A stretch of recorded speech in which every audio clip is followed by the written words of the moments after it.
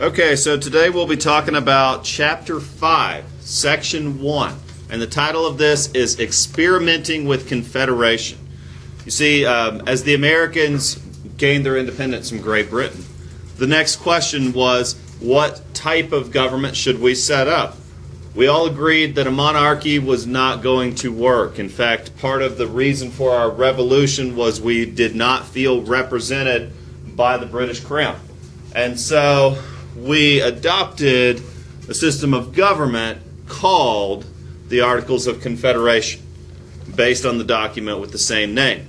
And this new style of government proved too weak to solve many of the nation's problems. But there are specific reasons why we created this style of government, and understanding this will help us understand a number of major events in our country, including the American Civil War.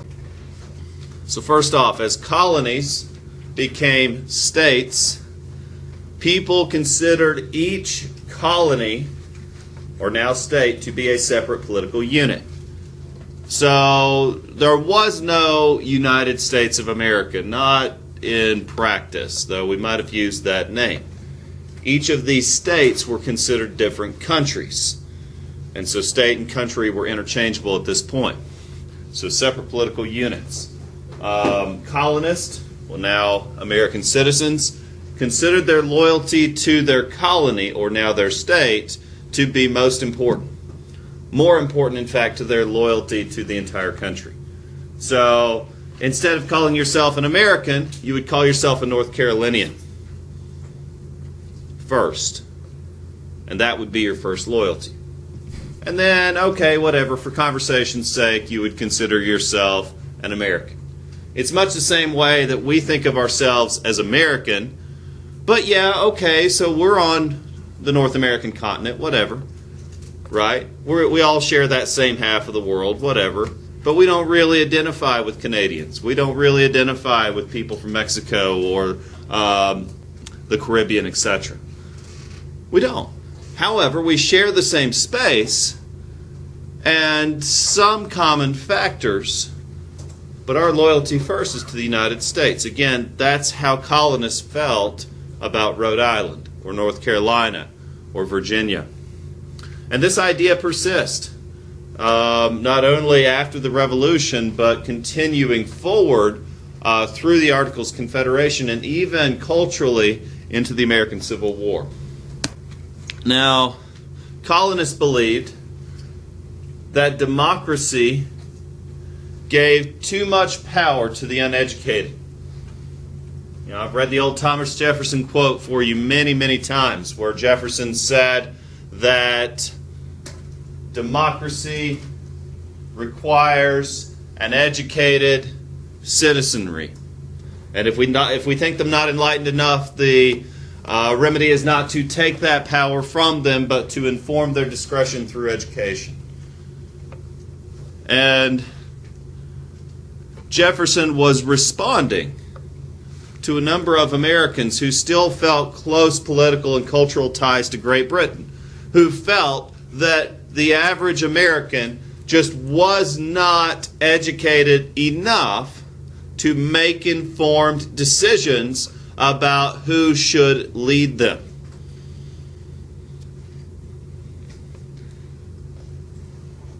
Does it ever scare you about some wackos that wind up in power? Yeah. I mean, and we're not naming names, we're not going there. I mean, really, when you get to state and local elections, it's a lot scarier than the big ones. For example, the head of the school board in my hometown can't read or write.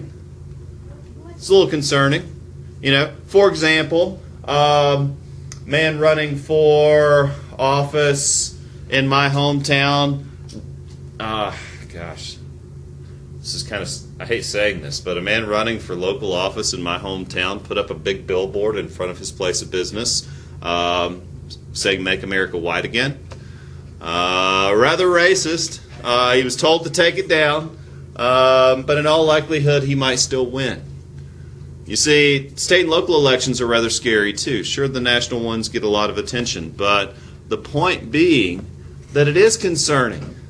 And what do we often attribute to the fact that we get wackos in power from time to time? We often just blame it on the uneducated masses that just go for whatever's shiny, right? Well, that critique has been around for a very long time. In fact, when our founding fathers were setting up our government, they said, you know what? The American public just goes after the shiny thing, and that's not good for democracy. That's just going to wind up with wackos. We can't trust that type of government. It's called demagoguery, where everybody yells, and whoever yells the loudest gets the most attention, and that person winds up in power. And our founding fathers didn't trust democracy for that very reason. And so they preferred a republic because they didn't trust you guys. Now, a republic is still a democratic form of government, but it's not a pure democracy. In a republic, citizens rule, sure, okay, we can call it that, through elected representatives. The idea was that there were a number of well-educated, intelligent, and rational people in our country. And those were the people that need to lead our country, not the rabble-rabble. So, if we trust the people enough to elect from a select pool of educated, intelligent people, they get the feeling of democracy and representation, and we get the stability of a rational and intelligently led government. Now, it's not just wool over the eyes. This idea, it's called Republicanism, goes back for a very long time. And it's an idea that we have a government based on the consent of the people. In fact, one of the prominent thinkers at this time, John Dickinson, said that this idea was based on a feeling called nationalism. That ideally, voters should put the needs of the nation above their own needs. But again, you've got to consider the Federalists who didn't trust this idea. The Federalists weren't so sure that people would put the needs of their nation above their own concerns. Because, I mean, really, anybody else use social media? Do we see voters putting the needs of the nation above their own selfish interest? I don't know about you guys, but I don't see it. And so a lot of people were concerned about, should we trust the American people? Should we allow democracy to function? However, Adam Smith, who developed the idea of capitalism based on his book, The Wealth of Nations, said that a republican form of government will function because people will look after their own self-interest. You know, Adam Smith wasn't naive to say that all Americans are simply going to think about what's best for their country. No, they're going to think about their own self-interest. They're going to be entirely self-motivated. And they're going to pick people based on what they want to see happen, not what is good for the country. And Adam Smith said that's how capitalism works. That our selfish interest will benefit the whole in the big picture. Meanwhile, as states formed their own constitutions, you see, there was no U.S. Constitution until 1789. But we declared our independence in 1776. Britain recognized our independence in 1783. So what about those mystery years? There's that little, wait a second. So we won the war in 83. We got our Constitution in 89. Washington became our first president in 89. So what about between 83 and 89? What happened? You know, I don't know if you've read the Old Testament. There's this scary verse in the book of Judges where it says, and each did what they thought was right in their own eyes. There was no system of government, but everybody did what they thought was right in their own eyes. And I read that and I'm like, that's anarchy, right? So we weren't quite there to that extreme, but each state was setting up its own system of government. Many states were limiting the power of government leaders, guaranteeing specific rights to citizens, stressing liberty, though not equality. again stressing liberty, though not equality, and we'll come back to that idea later. In most states, only white males could vote. Actually, in fact, in all states at this time, only white males could vote. And in some states, even, you had to own property to be able to vote. Now, I'm sure you've heard that when forming our country, we looked back to antiquity and studied Greece and Rome. To some degree, that's accurate. However, there were flaws in the Greek and Roman systems. Previous republican governments couldn't quite work in our context. For one, no previous democratic form of government had effectively balanced the concerns of state and national governments. For example, Rome, perhaps one of the more effective, quote, republican, and I put it in quotes because, let's be honest, most Romans were slaves, but as far as a form of government, they had a rather effective system of government. People identified themselves throughout the empire as Roman, yet the provinces, which would be equivalent to our states, never had effective representation in Rome. And as such, the provinces never felt fully represented by the central government. And in effect, they eventually rebelled and killed the Romans. And in 493, Visigoths took over the whole business. And Rome was sacked 7 times. And, it was just general bad business. And so we looked back to Rome and we said, okay, we like the idea of a Senate. We like the idea of an executive, of a judicial. We like basic elements of this government. But there needs to be a system of government that can effectively represent the Henderson counties and effectively run the United States. And that's the question. That's the million-dollar question. That's why we screwed it up the first time.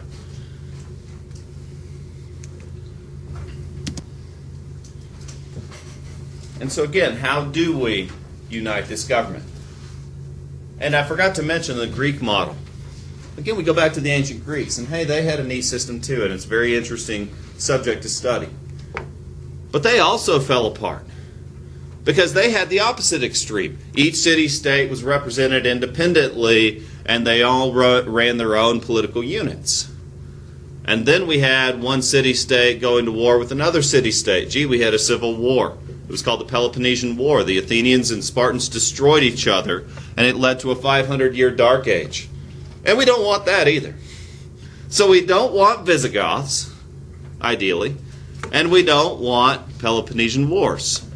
So how do we find this happy medium? And that's why it really took that period called the Articles of Confederation to experiment with this. So the next question is, if we're going to effectively balance power between the states and the national government, how do we represent these states? Should representatives be based on a state's population?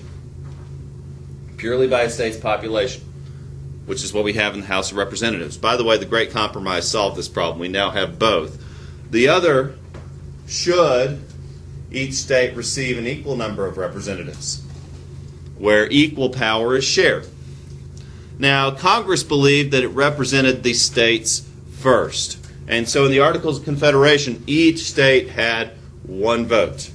One vote. It's very simple, right? 13 states, 13 votes, enough said. Politics is rather simple. There were some problems with this as well.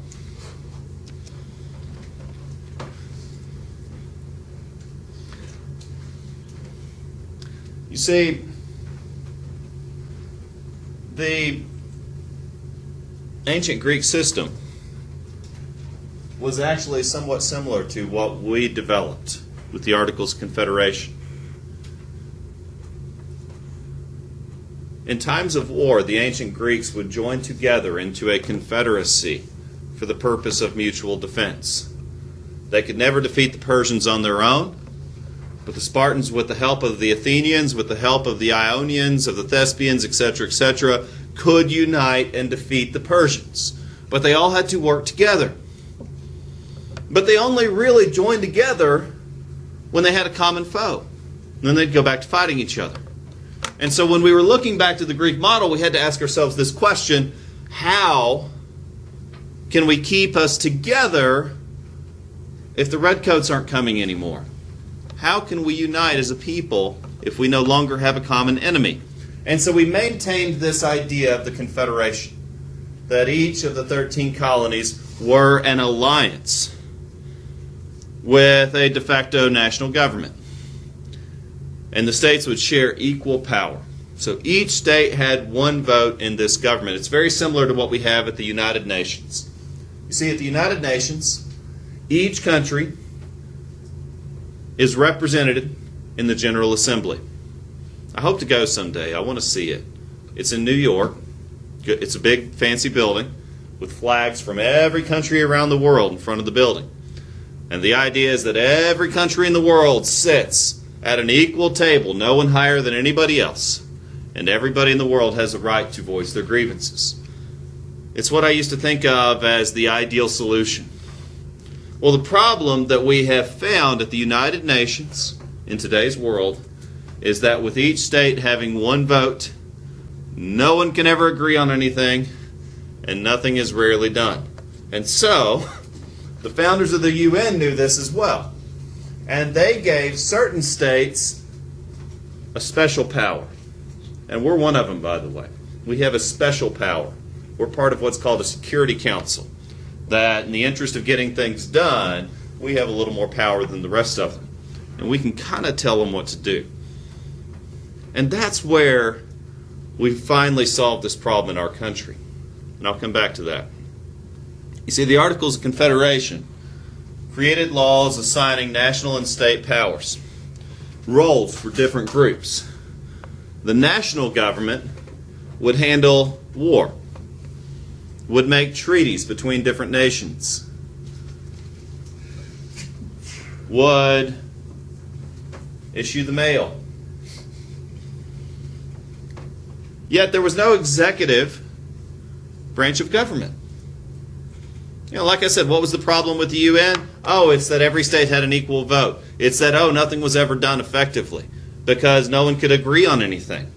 In fact, that's why the League of Nations fell apart when the Second World War started, because they could never agree what to do about Hitler. Here's Hitler killing everybody, and meanwhile, this United Nations, supposed to solve the world's problems, couldn't agree on what to do about Hitler. And Hitler took advantage of that and did what Hitler does. He kills everybody. And meanwhile, no one could agree. And we had the same problem that we had back in the 1780s. There was no executive and there was no court system. And so there was no good way to interpret laws, and there was no good way to enforce laws. So Schwarzenegger would have called it weak.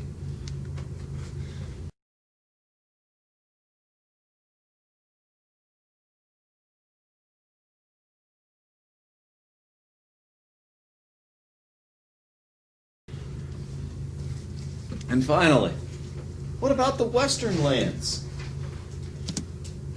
Who would get them? You see, the 13 colonies were really just the East Coast.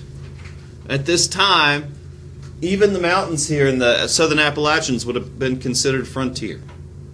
And then explorers were going west of the mountains and finding the Tennessee Valley, and finding the Ohio Valley, and finding these lush, fertile, abundant places to live.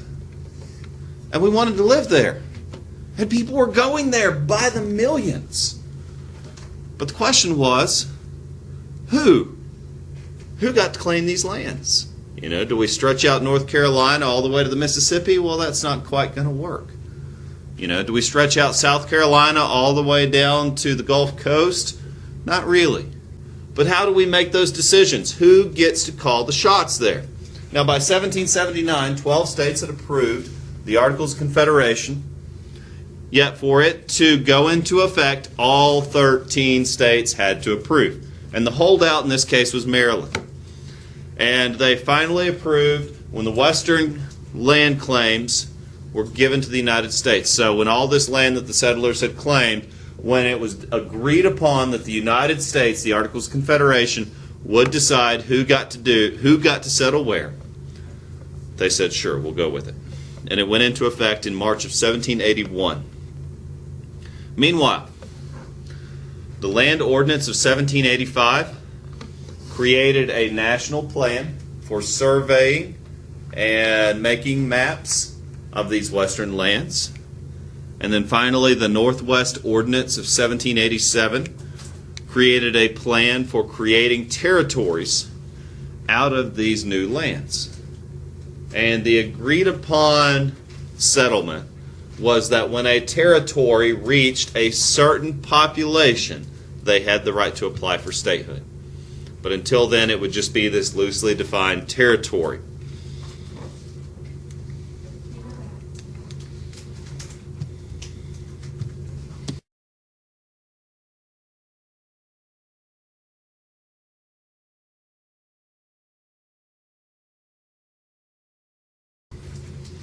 Now, severe problems with this system. You see, the Confederation, while popular in thought, was terrible in practice.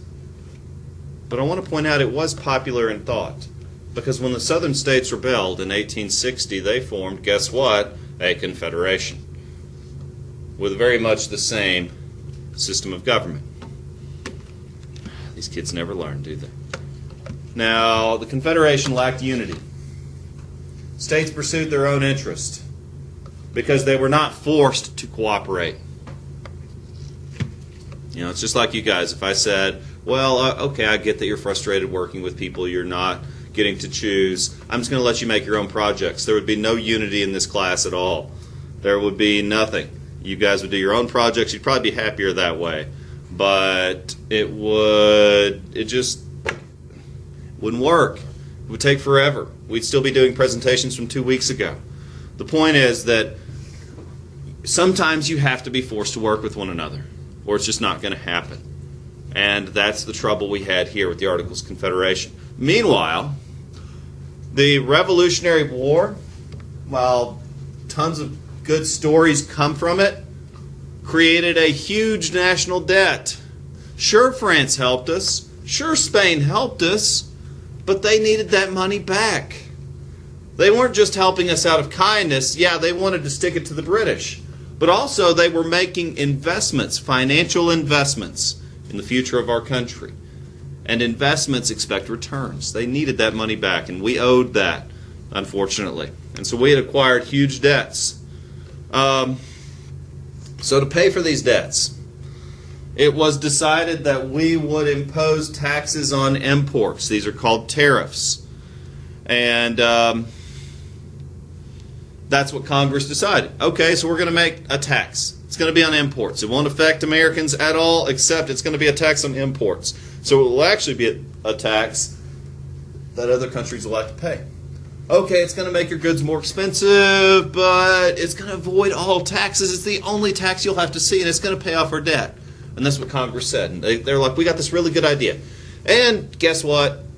Everyone was, okay, let's do it. We'll pay off our debt. And then Rhode Island said no. And everybody's like, Rhode Island, come on. Do it already. We got to pay this debt. Rhode Island, come on. And Rhode Island was like, no, we're not going to do it. Everybody's like, oh my gosh, they're throwing their papers, they're kicking stuff. And they're just angry because they're like, come on, Rhode Island, we got to pay this debt. But unless everyone agrees, nothing gets done. And so they're just like, oh my gosh, they're pulling their hair out. That's why they wore wigs at that time. Because unless an amendment was approved by all the states, it wasn't happening. Yeah. And you wonder why their life expectancies were short. States having to agree on them. Meanwhile, how do we collect taxes? How do we have any form of national currency? These things have to be answered before we can even have a country. Meanwhile, creditors, that is, people who loan money for profit, were okay with the idea of high taxes, because they wanted to be paid back. You see, where did America accrue all of this debt from? Well, a good chunk of it was from people who had loaned America money. Personally. That means American colonists had loaned America money to fight this war. And they wanted that money back with interest. And they had an interest in seeing that their money was paid back with interest. And so they were okay with the idea of higher taxes. But the taxes put farmers in debt. In fact, many farmers lost their lands because they could not pay these taxes. Many farmers lost their property because they could not pay these taxes. Because guess what? When this all fell apart, it was a farmer who led the charge. His name was Daniel Shea, called Shea's Rebellion. So this all fell apart because of a farmer who had lost his land, and a lot of other farmers had lost their land, and they became angry about these taxes and they revolted. True story, and we'll get to that later. Meanwhile, the debtors, those who owed money, wanted a large supply of paper money.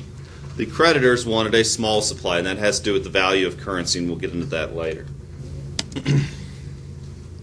Meanwhile, the United States could not pay its debts because we could not decide a good way to collect our money. Well, this is going to upset a lot of people. When you can't pay your debt, you get in lots of trouble. When a nation can't pay its debt, that nation gets in lots of trouble. In fact, when Greece defaulted on its loans just last year, Europe got to decide how Greece was going to repay their loans. They got to tell Greece what to do. They said, you're going to stop doing this, this, and this, and you're going to put that money towards your debt.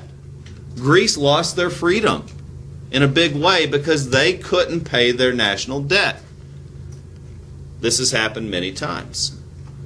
When the United States could not pay back its debt, Britain maintained forts and garrisons all along our border. They said, we will station soldiers on your border until you can pay your debts. Spain also. We owed Spain money.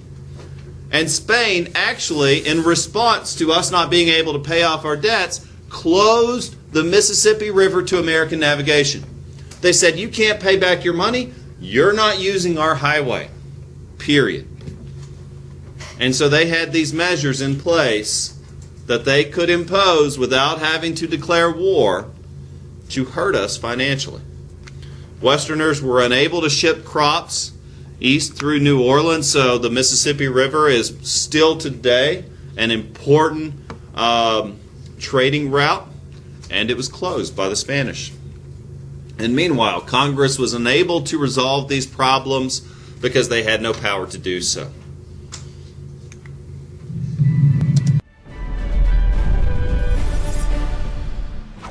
It's 1781. The states are all fighting. No one has the power to get anything done. The Articles of Confederation turn out to be a blueprint for political disaster. So, what exactly were the Articles? Many of us vaguely remember them as America's original Constitution, the flawed prototype for our federal government, right? No one thought of them as a constitution. The states had constitutions because the states were the sovereign entities. The Articles were explicitly designed to have a weak central government and very strong state governments. Under the Articles, the 13 original states aren't states as we know them today, but more like independent sovereign nations. There aren't 3 branches of government like we have today either. What little power there is wielded by the one and only branch, the Congress. The revolutionaries wanted to keep the Congress very limited in power for fear that it could become another British Parliament, and whatever power the states would give to it, it might turn that power against them. So they made sure that the real power of government remained on the state level. Instead of passing laws that the 13 states must obey, the most Congress can do is ask pretty please. The biggest disaster in this flawed system is the economy. 13 different paper currencies flood the country. fueling runaway inflation. Unregulated tariffs push prices sky high. And the central government is always broke, since it has no power to levy taxes. And so at every level, from Congress to the states to the towns to the individuals, people are strapped. And this is one of the reasons why that a new way of thinking about the form of government, the authority of government, and the way in which revenue should be raised becomes central to the questioning and the revisioning of the Articles of Confederation. But for those Americans desperate for food and jobs, a debate about fixing the government isn't enough. They want to take the whole thing down. In 1786, a former captain in the Revolutionary Army, Daniel Shays, leads a mass revolt against the government and attacks the Federal Armory in Massachusetts. It takes the battle-scarred Massachusetts militia to finally put down the rebellion. But a new wave of uprisings seems like a sure thing, unless Americans can come together and agree on how to run the country. So the first government said something has to be done. We either have to strengthen or replace the Articles of Confederation with something that is more workable and not as weak.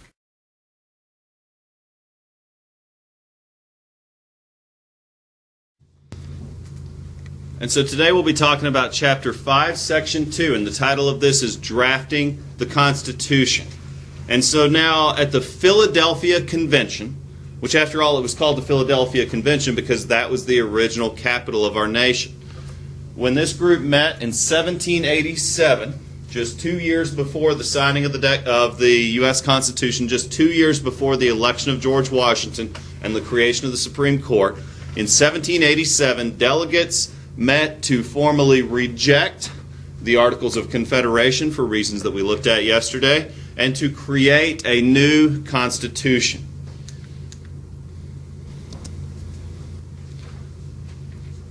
Now, the Articles of Confederation had many problems with it, just like we looked at yesterday. And these problems perhaps were best expressed in the anger that farmers felt over taxes levied on what they produced. And when these farmers could not afford to pay these taxes, they often lost their homes, their property, and they became angry. In fact, a former Revolutionary War officer named Daniel Shay led a rebellion of farmers, and his demand was that any court that was going to take a farmer's home away from them must be shut down. And this was called Shay's Rebellion. In fact, he was able to rally enough farmers that it took the Massachusetts state militia to put this down. So in effect, they had to call out the National Guard to put down an armed uprising against the United States of America just 3 years after the Revolutionary War was over. That's why I compared it to the Arab Spring yesterday. Now, many leaders feared that this rebellion could spread and lead to the destruction of our country. Just a few years after we started, now we're having to wonder whether or not we're going to make it. And so George Washington, still not a president at this time, but very influential, he was the officer in charge of the Continental Army, expressed a need for a stronger government. If we can't enforce our own laws, we will cease to exist.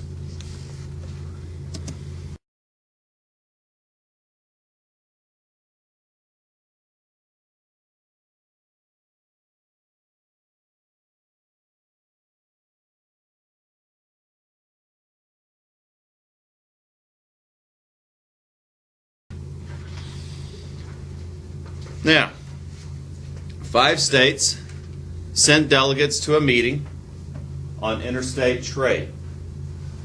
That means trade or commerce between different states. This is an essential function of a national government. Because if we have a trade dispute, if I say I've got these 5 comic books, Wesley, what do you give me? Okay, you'll give me this basketball. Great. Now, the basketball he gives me has a leak in it. It looks great. I give him the 5 comic books, but I find out later it has a leak in it. We now have a trade dispute. I go to Wesley and I say, hey, Wesley, this basketball has a leak. He says, well, tough. Trade's over. Well, what do I do?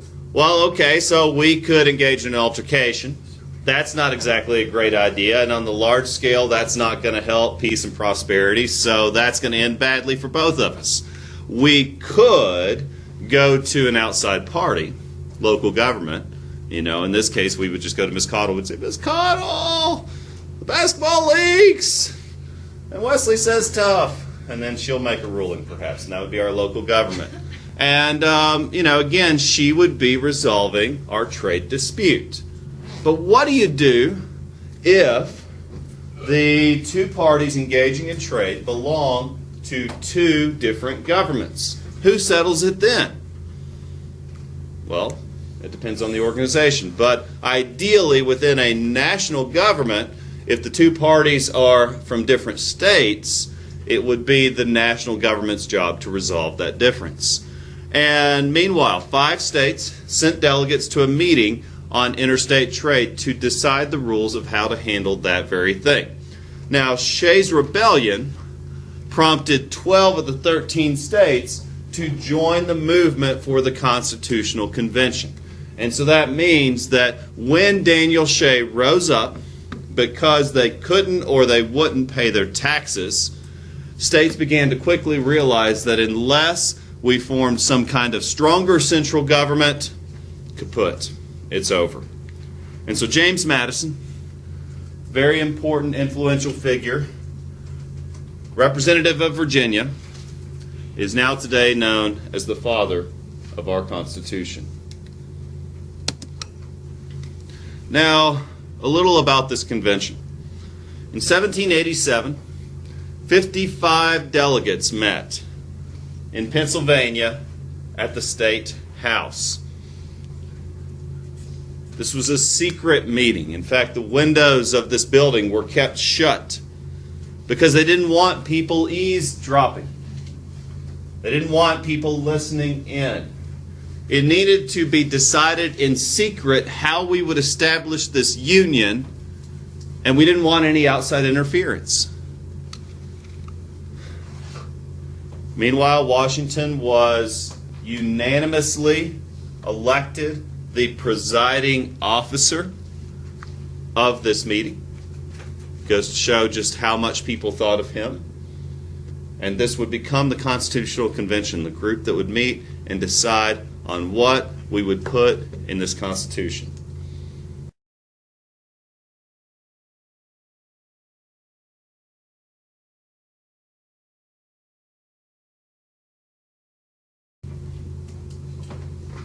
Just because they could all agree on who should run the show, it doesn't mean they all agreed on everything. In fact, there was quite a few big differences represented at this meeting.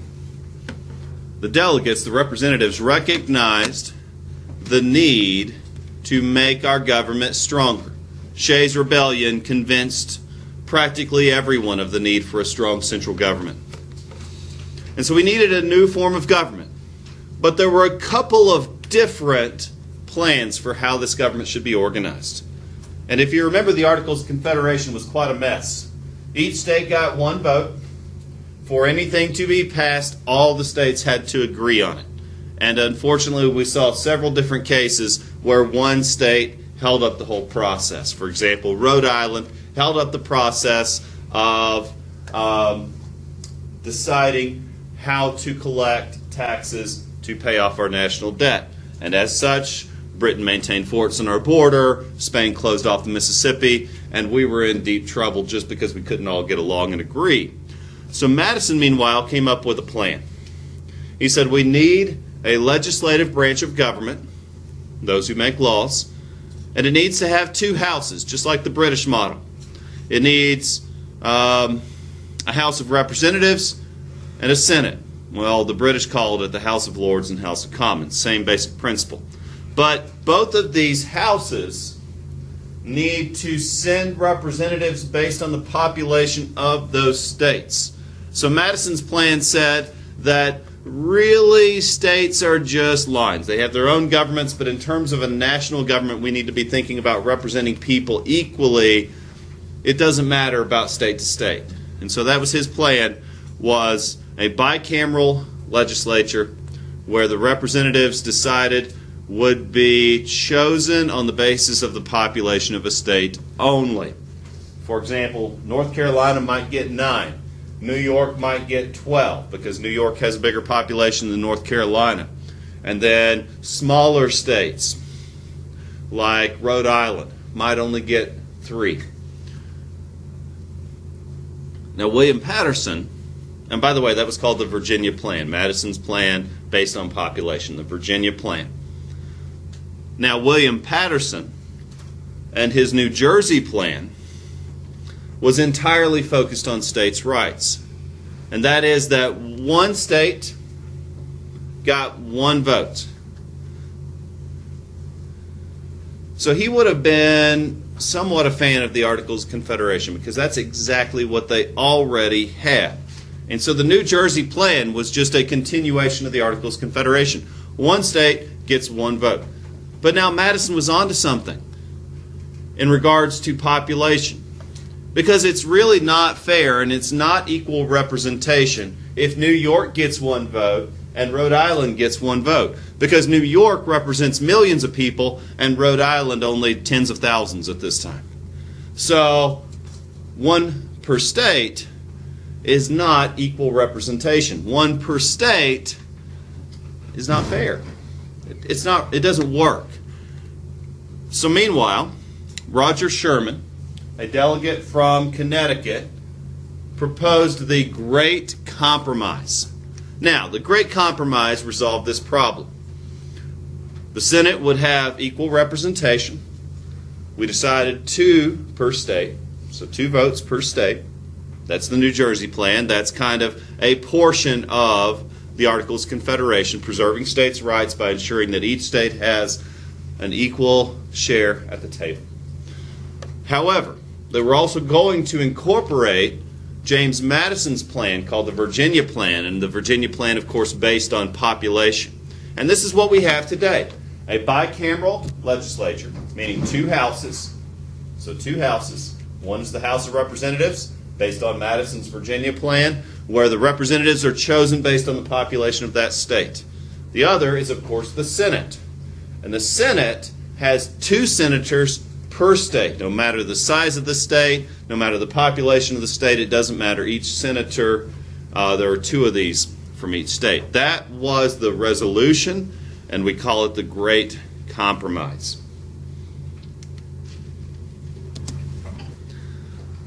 But of course, slavery is a concern, even during the writing of the Constitution.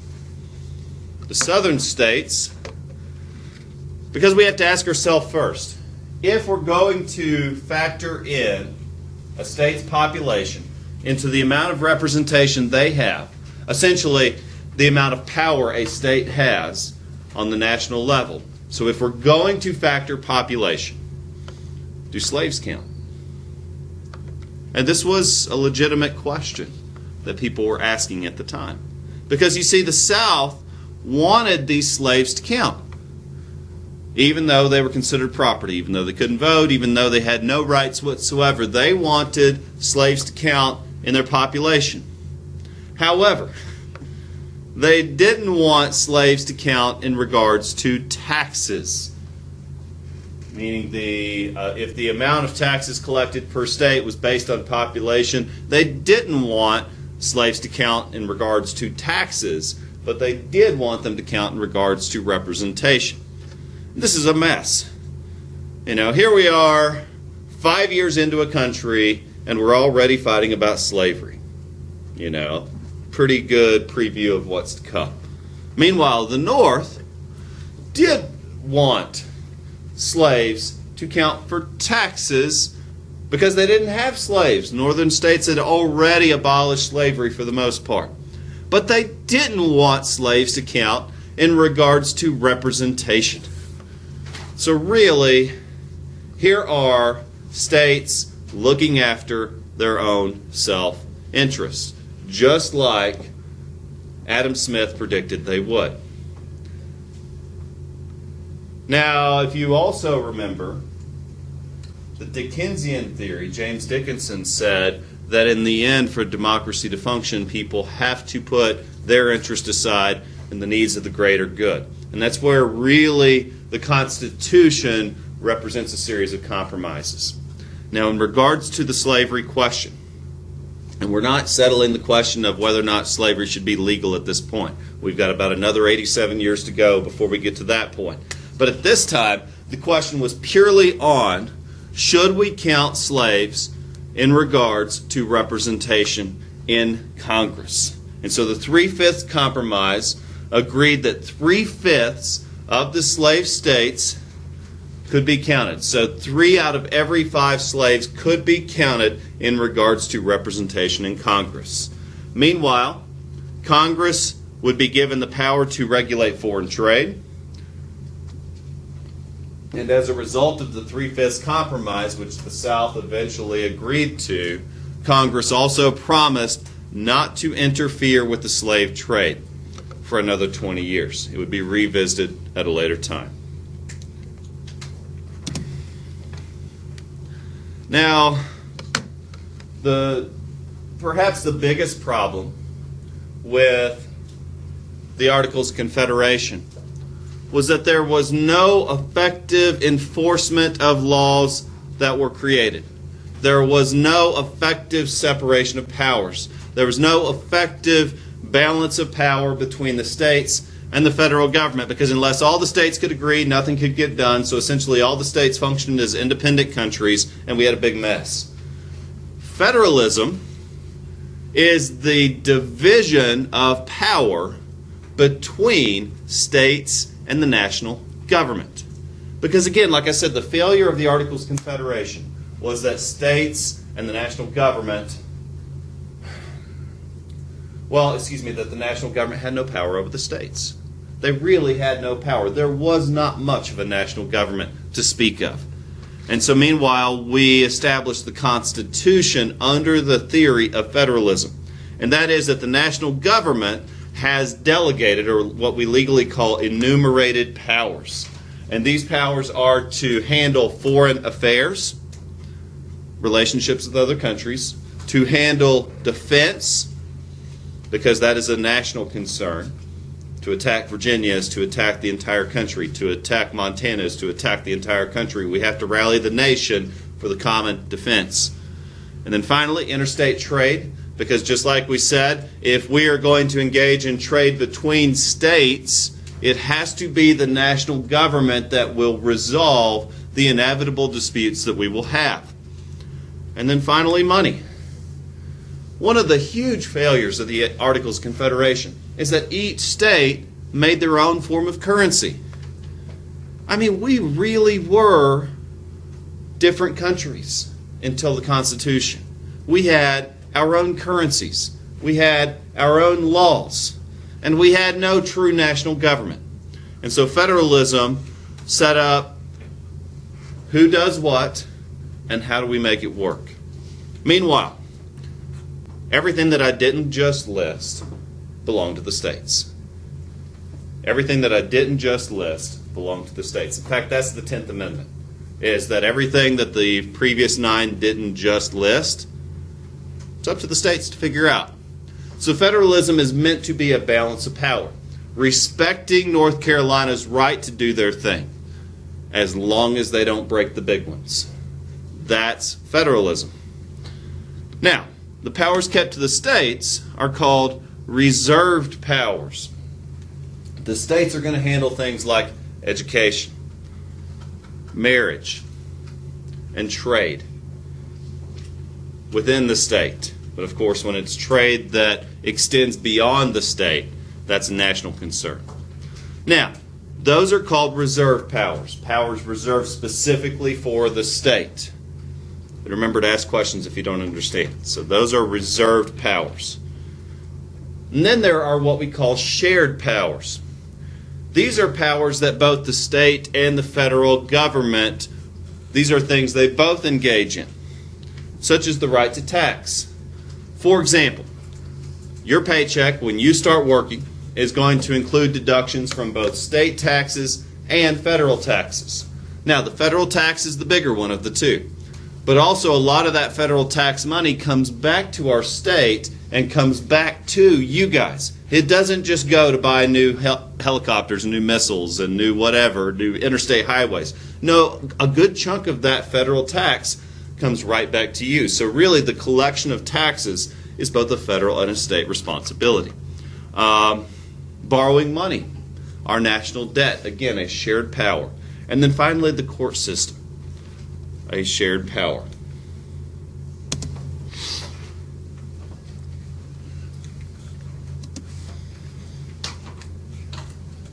Federalism is also based on Montesquieu's concept of a separation of powers. That we should have three basic branches of government. And this was another failure of the Articles of Confederation. They only had a legislature. But what do they do if there's an emergency? Well, they just have to sit around and argue. They can't do anything if there's an emergency. That's why we have an executive.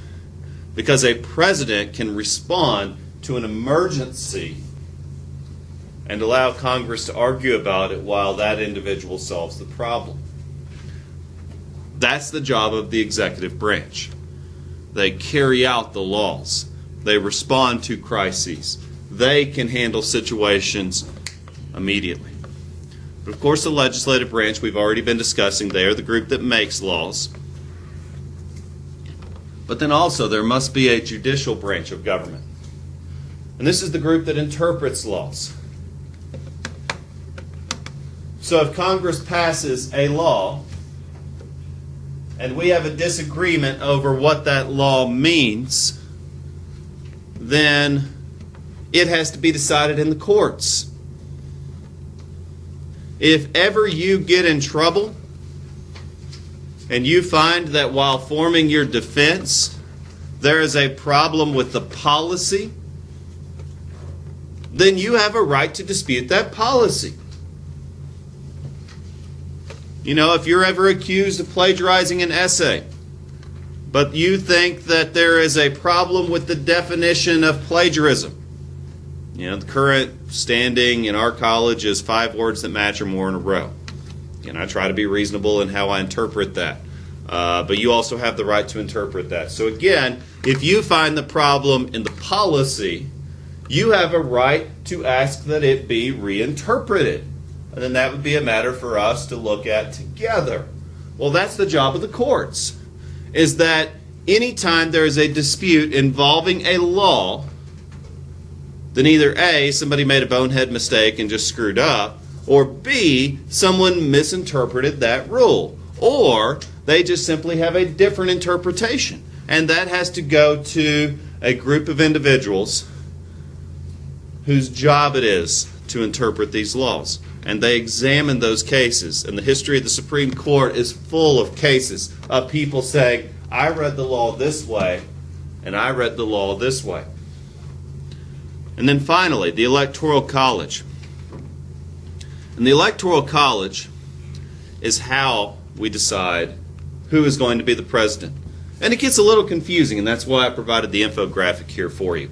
You see, when we have a presidential election, you're going to hear a lot about individual states.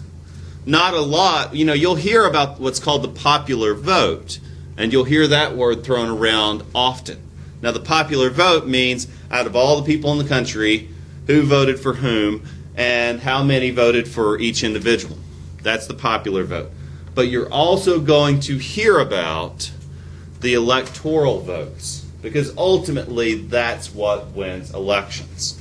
And the electoral votes are decided based on, guess what, the amount of representatives in each state. It's back to that great compromise, back to that idea of, yes, we want to represent our population fairly in elections, but also we want to preserve a state's right to sovereignty. And then finally, in the end of the day, they came up with the Constitution. Yay. We didn't just fall apart. And it's a great document. It's really amazing and worth reading. But even the Founding Fathers realized they weren't going to get it all right on the first try. And even the Founding Fathers realized that things would come up. And that, again, slavery was in the back of a lot of people's minds. And it would take 87 years, but eventually it would be added in the Constitution that slavery was illegal. It just took a little civil war, 500,000 dead, small affair to make that happen. And we'll get to that later. And last, the three-ring government.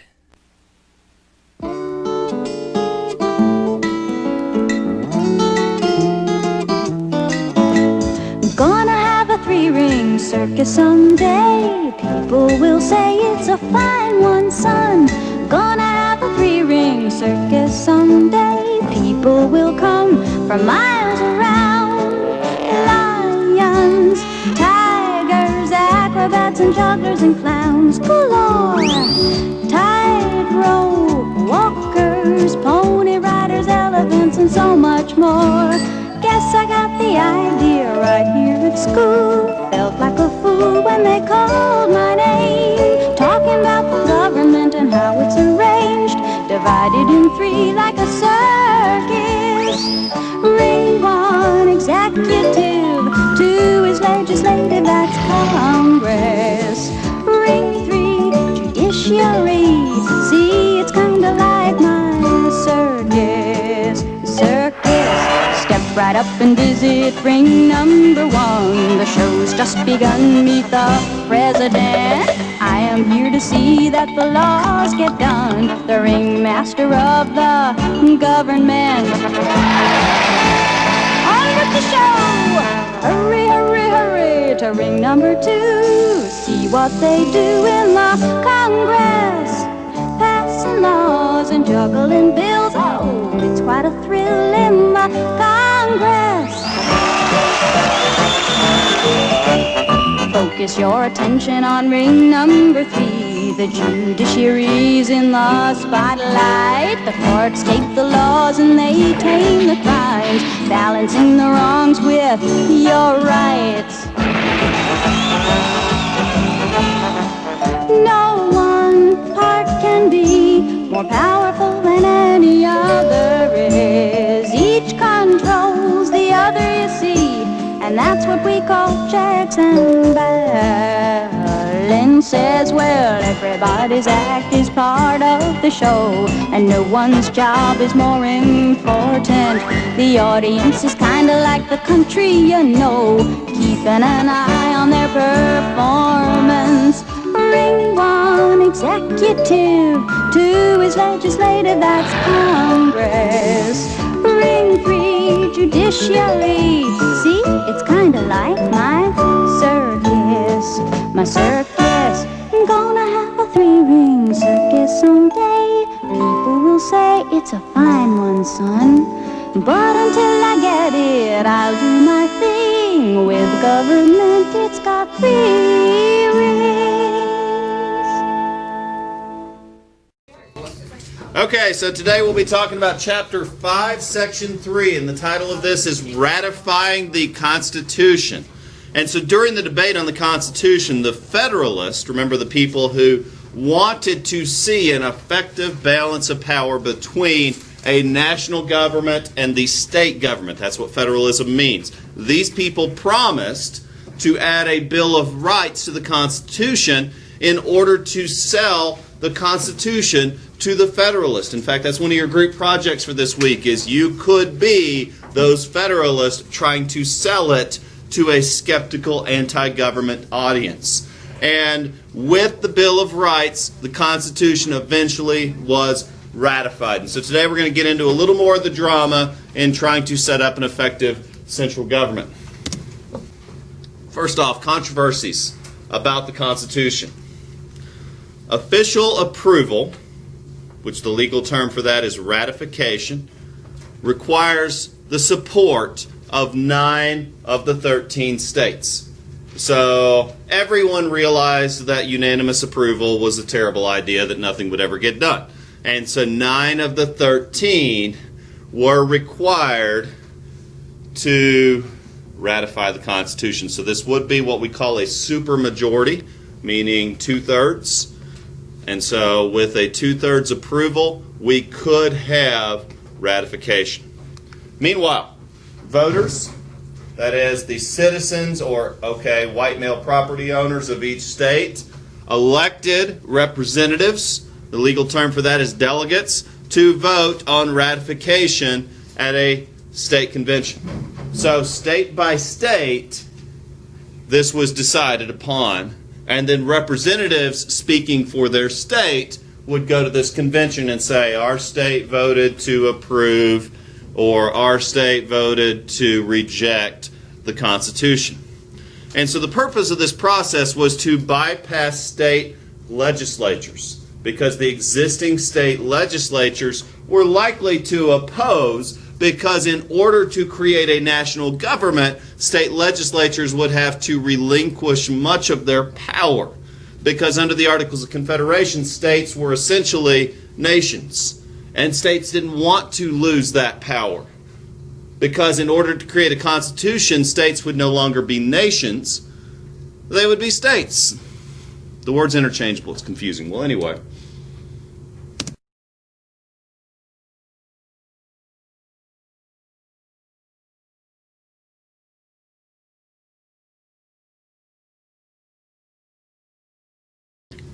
Those who approved the Constitution called themselves Federalists. Now, Federalists favored a balance of power between the state and the national governments. There are some important Federalists that are worth mentioning. For example, George Washington. He was a Federalist. That was the party that he ran for president under. In fact, when he ran for president, we were a single-party government. There was no two-party system. It was, do you want this Federalist or do you want this Federalist? There was no Democratic Republicans at the time. There was no Anti-Federalist Party. There were no Whigs, no et cetera, et cetera. There was Federalist. James Madison, another important Federalist. Alexander Hamilton, John Jay, and Ben Franklin. So many of those whom we call our founding fathers strongly believed in this concept of a strong national government that could effectively balance power with the states. Reasons they supported this ratification, and there are more that I'll get to in just a moment. Number one, they believed that a strong national government provided leadership and order which are necessary for the functioning of a peaceful and stable and free society. You see, Plato's critique of absolute democracy was that it led to anarchy, which led to dictatorships. Because in the absence of power, someone will rise up and promise stability. So they believed that federalism was the answer to history's greatest problem of how to set up an effective and peaceful society. And finally, to help residents of smaller states compete with residents of larger, more powerful, more wealthy states. Because the issue of one state, one vote, as the only basis for government has already proven a failure. And so the Great Compromise, which was the essence of federalism, meaning that we have a bicameral legislature where there is one house, where one state has 2 votes, one state has 2 votes, one state has 2 votes, each state has equal power. That's the Senate.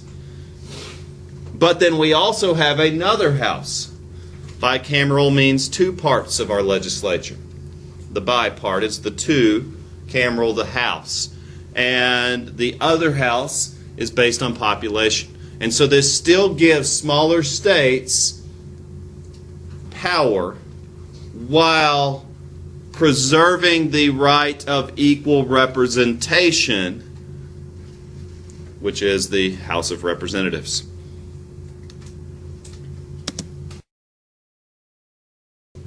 On the opposing side are the Anti-Federalists. These individuals oppose even the very idea of a strong central government. They were concerned that a strong central government might simply serve the interest of the wealthy. They called it the privileged minority. They were concerned that a strong central government focused in one place might only listen to the 1%ers and might ignore everyone else, because that's what they had seen historically. They had plenty of reason to feel this way because this was the type of government that was being experienced in many other places around the world at this time. And they felt that a strong central government would be unlikely to manage a large country well. And again, they had many reasons from history to feel this way. For example, the Mongols managed to conquer the largest empire on earth. They were the most bloodthirsty and feared people that perhaps have ever existed. They were the greatest conquerors in history. But they weren't very good leaders. In fact, the Chinese did most of the actual ruling of the empire. They were just the bloodthirsty savages that would lop people's heads off if they looked at them funny. So nobody messed with them, sure. They were undefeated. They could have conquered Western Europe if they had so desired. In fact, if they had really pushed it, we might be speaking Mongol instead of English today. True story. Nobody messed with these guys. But they were terrible leaders. They had the most powerful empire, the biggest, widest empire that has ever existed. But, I mean, let's face it. The empire that they ruled over was representative of thousands of different cultures and languages, many different religions, and was very poorly united. Now let's think of the second biggest empire in history, Russia. Same problem. You have people speaking different languages, following different religions, and no matter how powerful the ruler was and how cruel and oppressive they were never able to effectively unite through a strong central government. And that was the fear of the Anti-Federalist. Prominent Anti-Federalist, Patrick Henry. He was the give me liberty or give me death guy. So he is certainly going to oppose any infringements on his personal liberty. Samuel Adams, the founder of the Sons of Liberty. Again, these were people who valued individual freedom, perhaps even more so than stability. And Richard Henry Lee, who would be an ancestor of none other than Robert E. Lee. Very significant. So reasons for opposing ratification. What did they have against this idea of federalism? And again, if you're selling this in your group project, you need to acknowledge the counter-argument that this is a very legitimate argument. In fact, it would be this that was the legal basis, the philosophical basis for the Civil War. The same argument would be made 87 years later. They feared that a strong national government would by nature abuse its power. Let me repeat that. They feared that a strong national government would by its very nature abuse its power.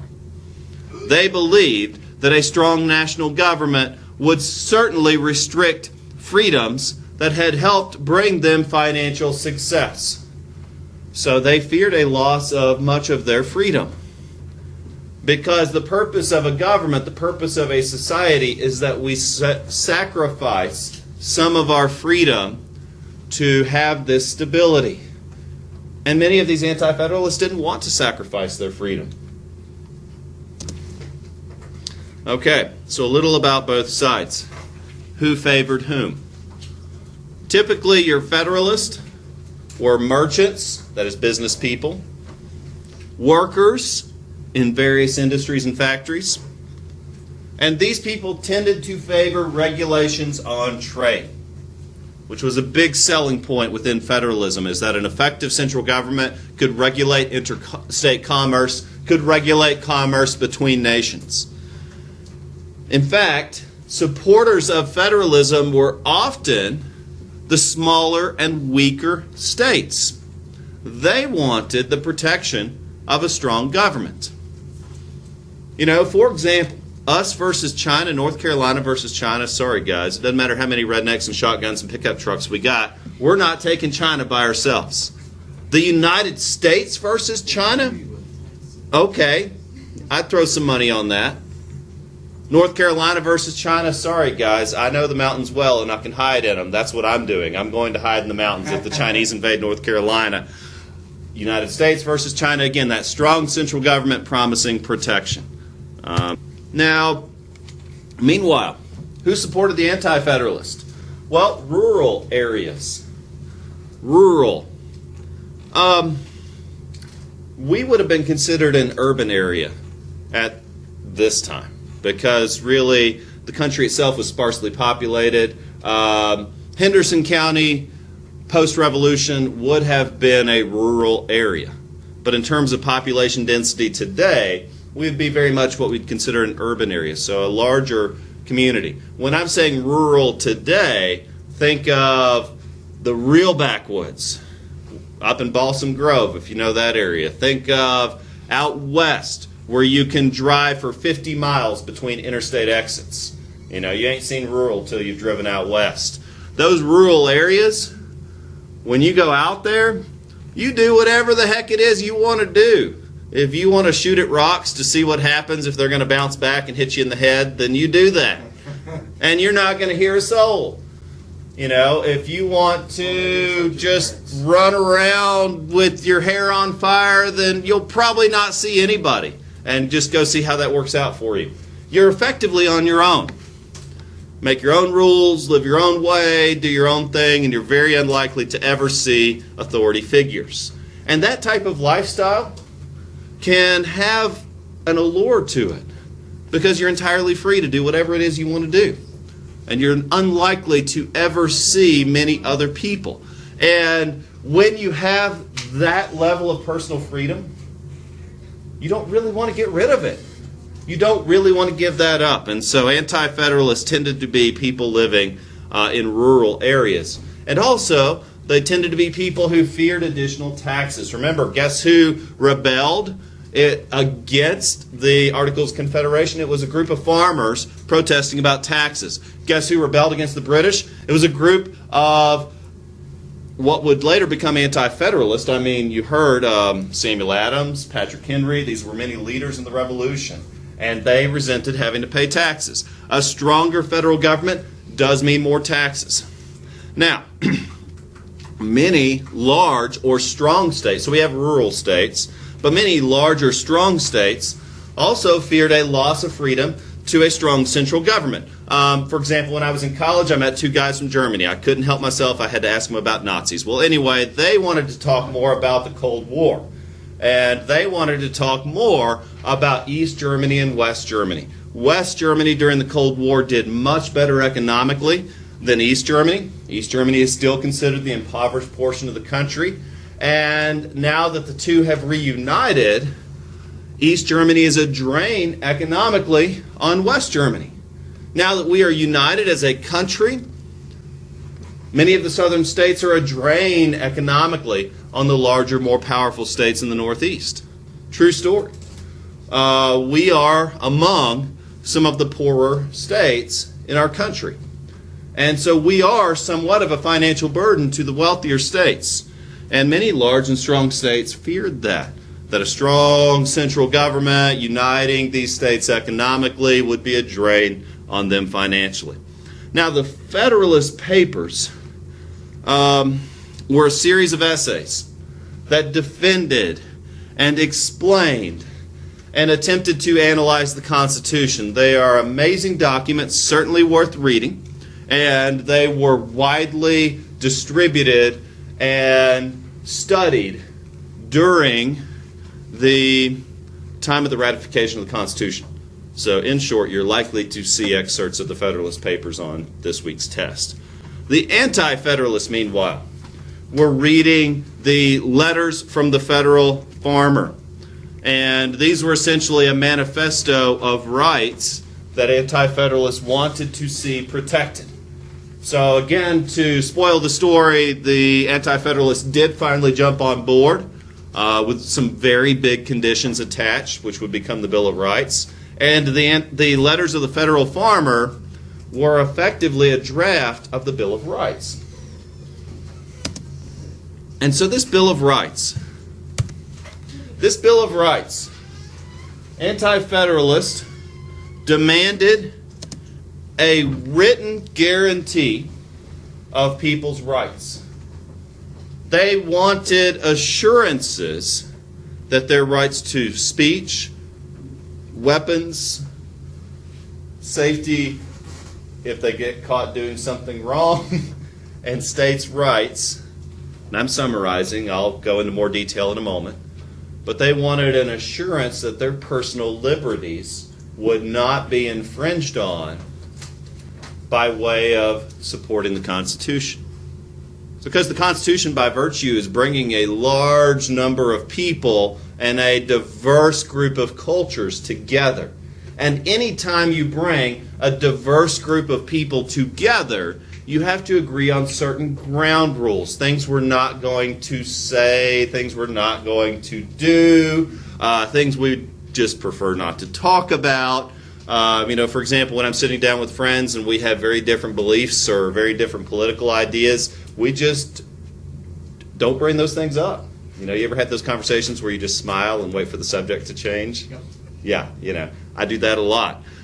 When you have to bring together people from many different walks of life, then yes, it does mean somewhat of a sacrificing of some of your freedoms. And all the Anti-Federalists wanted was a guarantee that the big ones wouldn't be taken away. Meanwhile, the Federalists promised this Bill of Rights if it meant that the states would ratify the Constitution. And so the process of ratification took quite some time, where these people were meeting and disagreeing and arguing and getting really upset with one another because they just couldn't figure out how to make it work. In fact, it took from December of 1787 all the way until the next summer. So that whole winter, these people were just arguing and fighting and going over details. And these are all lawyers, so they're definitely trying to be careful and thorough. Now, 9 out of the 13. That's what these guys need. They don't need all the states, but they need 9 out of the 13. And they needed particularly the support of large states like Virginia and New York. In fact, after much debate, eventually Virginia and New York would both jump on board. Virginia was a big holdout. They were certainly a lot of Anti-Federalists living in Virginia. It was a very populated, very wealthy state, still is today. And when they jumped on board with New York, there were finally enough states to ratify the Constitution. And so this new government became a reality by 1789. But of course, like I said, one of the big aspects, really the closing point, was the Bill of Rights. It's a beautiful document. We're going to review it in just a moment. I've even got a really terrible rap song about the Bill of Rights to share with you. So it's just, I'm a fan. I really am. I think it's an important document. I think you need to know it because these are the rights that you possess that are unique to you as an American. And when the Bill of Rights were added, of course they are the first 10 amendments to the Constitution. We'll look at it. I've got a copy you can take home and have. The First Amendment, and there's a reason it's the first. They wanted to make sure everyone caught this one. They wanted to put it at the top, big bold letters. Freedom of speech, freedom of religion, freedom of the press, your right to believe whatever the heck you want to believe. If you want to support Spaceman Spiff for president in November, then you write him in. It's your right to do so. You can argue about him and sell everybody on Spaceman Spiff, and if that's your thing, then you go for it. If you think that Caveman Bob needs to be the next president, great. If you think he needs to be the next dictator for life, fine. You know, you're not likely to find a lot of people that agree with you, but it's certainly your right to hold that opinion. You know. Secondly, the Second Amendment, of course, is the right to bear arms and the right of individuals to carry weapons and to hold weapons and to own weapons.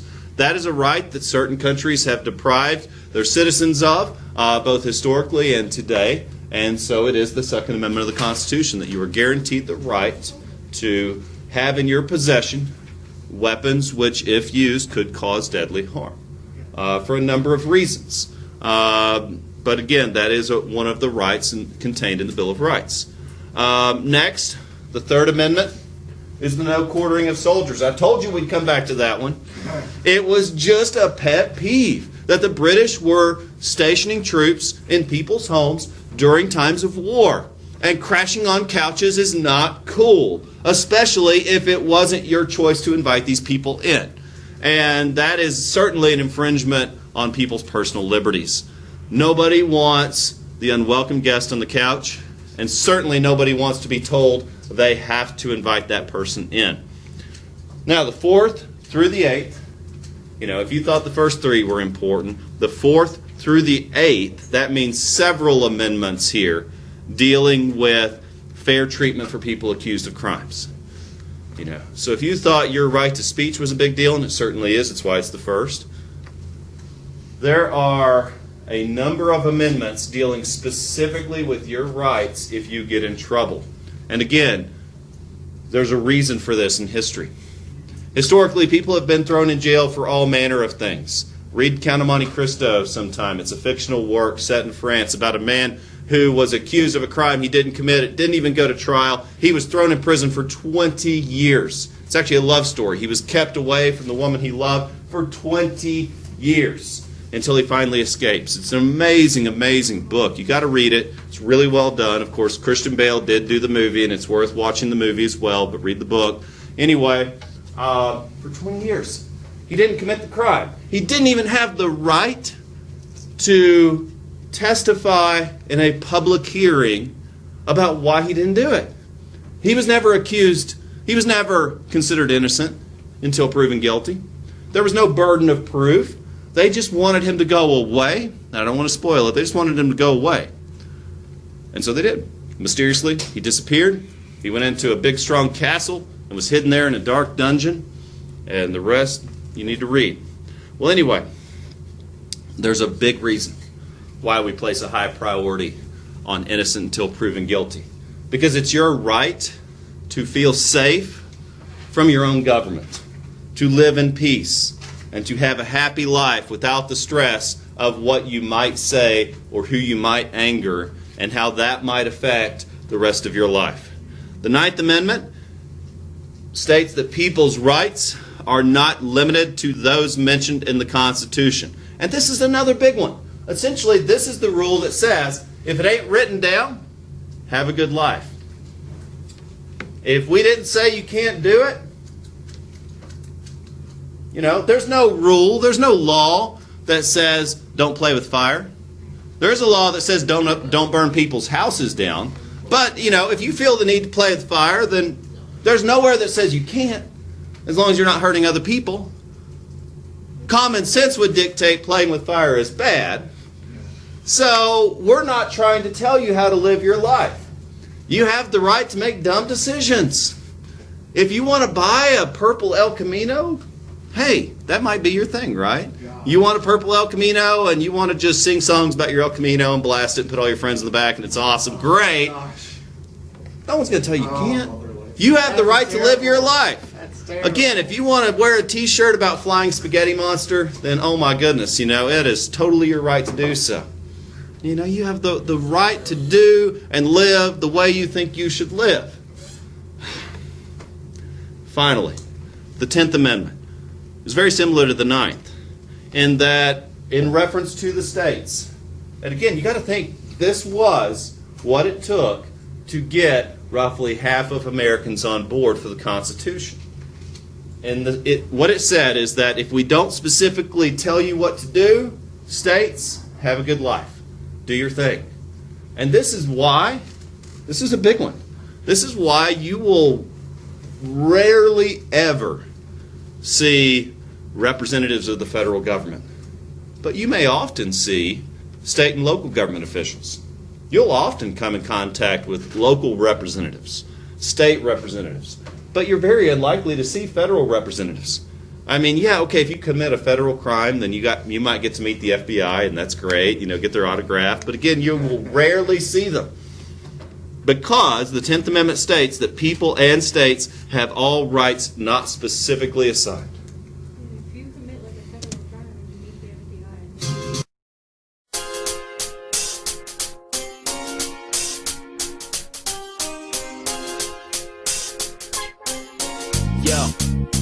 Yo, it's the Bill of Rights, it's the Bill of your rights. It's time to take your knowledge up to unfamiliar heights. The thrill of your life, just like riding a bike. You never gonna forget the Bill of Rights. The right to free speech and religion and press are guaranteed by Amendment 1.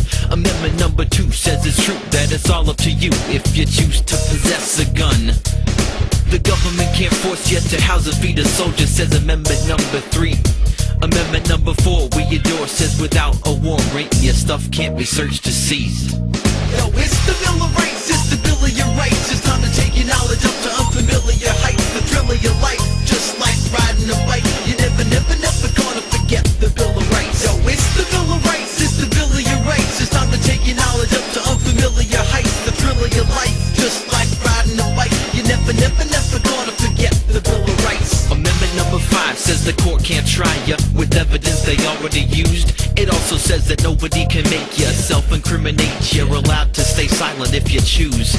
Amendment number 6 won't let the criminal clock tick. The rights of the accused continue here. And then Amendment number 7 gives you 1 plus 11, a trial by a jury of your peers. If it's cruel and unusual punishment, it's ruled out by Amendment 8. Amendment number 9 says that other rights are fine, and 10 gives the rest to the states. Yo, it's the Bill of Rights, it's the Bill of your rights. It's time to take your knowledge up to unfamiliar heights. The thrill of your life,